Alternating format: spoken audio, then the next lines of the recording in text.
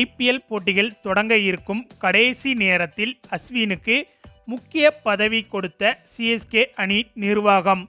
தல தோனி போட்டு கொடுத்த பக்கா ஸ்கெட்ச். மனம் நெகிழ்ந்து போன அஸ்வின். தல தோனியின் பிளான் எப்போவுமே மாஸ்டர் பிளான் தான். அதாவது சென்னை சூப்பர் கிங்ஸ் அணி என்றாலே அந்த மஞ்சள் நிற ஜெர்சியில் சிங்கம் போல களமிறங்கி தல தோனி பெற்ற வெற்றிகள்தான் ரசிகர்களுக்கு நினைவில் வரும். இந்த நிலையில் இந்த வருட ஐபிஎல் சீசனில் சிஎஸ்கே அணிக்கு மேலும் வலிமை சேர்க்க ஒரு சிறப்பான ஆயுதம் திரும்ப சிஎஸ்கே அணிக்கு கிடைத்து இருக்கிறது. அந்த ஆயுதம்தான் நம்ம ரவிச்சந்திரன் அஸ்வின். கிட்டத்தட்ட 9 வருடங்களுக்கு பிறகு தனது சொந்த மண்ணான சென்னை அணிக்கு மீண்டும் திரும்பி இருக்கிறார் அஸ்வின். இவர் இந்த வருட ஐபிஎல்லில் சிஎஸ்கேவின் வெற்றிக்கு எவ்வளவு முக்கியமானவராக இருக்கப் போகிறார் என்பதை விரிவாக பார்ப்போம். அதாவது கடந்த 2009ஆம் ஆண்டு சிஎஸ்கே அணியில் அறிமுகமான அஸ்வின் இதுவரை ஐபிஎல்லில் 212 போட்டிகளில் விளையாடி 180 விக்கெட்டுகளை கைப்பற்றி இருக்கிறார். இவரது சராசரி 29.83 ஆகவும் எக்கனாமி 7.12 ஆகவும் இருக்கிறது. இது ஒரு சுழற்பந்து வீச்சாளருக்கு T20 போட்டிகளில் மிக சிறப்பான ரெக்கார்ட் ஆகும். மேலும் சுழற்பந்து வீச்சுக்கு சாதகமான சென்னை சேப்பாக்கம் மைதானத்தில் இவரது பந்து வீச்சு மிகப்பெரிய தாக்கத்தை ஏற்படுத்தும் என்பதில் எந்தவித சந்தேகமும் இல்லை. பொதுவாக சென்னை சூப்பர் கிங்ஸின் முகாம் என்று வரும்போது சேப்பாக்கம் மைதானம் சுழற்பந்து வீச்சாளர்களுக்கு சொர்க்கமாகும். அந்த வகையில் அஸ்வின் இதுவரை சேப்பாக்கம் மைதானத்தில் 42 ஐபிஎல் போட்டிகளில் விளையாடி 50 விக்கெட்டுகளை வீழ்த்தி இருக்கிறார். அதனால் இந்த ஐபிஎல் சீசனில் ரவீந்திர ஜடேஜா மற்றும் நூர் முகமது ஆகியோருடன் இணைந்து அஸ்வின் எதிரணியை கலங்க செய்வார் என்பது மட்டும் உறுதி.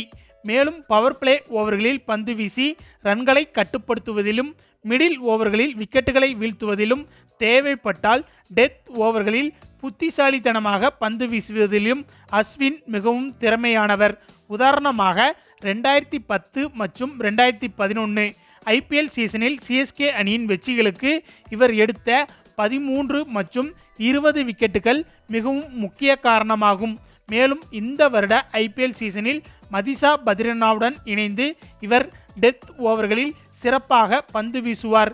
அது மட்டுமில்லாமல் அஸ்வின் ஒரு சுழற்பந்து வீச்சாளராக மட்டும் இல்லாமல் பின் வரிசையில் பேட்டிங்கில் அதிரடியாக விளையாடக்கூடியவர். இவர் ஐபிஎல்லில் இதுவரை 800 ரன்கள் வரை எடுத்து இருக்கிறார் என்பதும் குறிப்பிடத்தக்கது. ஆக சிவம் துபே, ஜடேஜா போன்ற ஆல்ரவுண்டர்களுடன் இணைந்து அஸ்வின் பின் வரிசையில் ஒரு நம்பகமான பேட்ஸ்மேனாக இருக்கிறார். இவரது வருகை சிஎஸ்கே அணியின் பேட்டிங்கை மேலும் வலுப்படுத்தி இருக்கிறது. அது மட்டுமில்லாமல் அஸ்வின் சிறந்த தலைமை பண்பு உடையவர். கடந்த 2024 TNPL தொடரில் அஸ்வின் தலைமையிலான திண்டுக்கல் டிராகன்ஸ் அணிதான் சாம்பியன் பட்டத்தை கைப்பற்றி இருந்தது. அதோடு ஃபைனலில் அஸ்வின் 52 ரன்கள் எடுத்து திண்டுக்கல் அணி கோப்பையை கைப்பற்ற மிக முக்கிய காரணமாக இருந்தார் என்பது குறிப்பிடத்தக்கது. இந்த நிலையில்தான் வருகின்ற ஐபிஎல்லில் சிஎஸ்கே அணிக்கு நம்ம அஸ்வினை துணை கேப்டனாக நியமிக்க தற்போது சிஎஸ்கே அணி நிர்வாகம் முடிவு எடுத்திருப்பதாக தகவல் வெளிவந்துள்ளது. அதாவது நம்ம தல தோனி தான் சிஎஸ்கே அணி நிர்வாகத்திடம் அஸ்வினுக்கு துணை கேப்டன் பதவி கொடுத்தால் அது அணியின் நீண்ட கால திட்டத்திற்கு பெரிதும் உதவும் என்றும் அவரிடம் சிறந்த கேப்டன்சி பண்பு இருக்கிறது என்றும் தோனி தான் சிஎஸ்கே அணி நிர்வாகத்திடம் சிபாரிசு செய்ததாகவும் அதற்கு சிஎஸ்கே அணி நிர்வாகமும் உடனடியாக ஓகே சொல்லிவிட்டதாக தகவல் வெளிவந்துள்ளது. ஓகே ஃப்ரெண்ட்ஸ், நம்ம அஸ்வின் மற்றும் தல தோனி இவர்கள் இருவரை பற்றியும் உங்களுடைய கருத்துக்களையும் மறக்காமல் கமெண்டில் சொல்லுங்கள். மேலும் இந்த வீடியோ பிடிச்சிருந்தா லைக் அண்ட் ஷேர் பண்ணுங்கள். நம்ம சேனல் சப்ஸ்கிரைப் பண்ணுங்கள். கூடவே பெல் பட்டனையும் கிளிக் பண்ணுங்கள். தேங்க்ஸ் ஃபார் வாட்சிங்.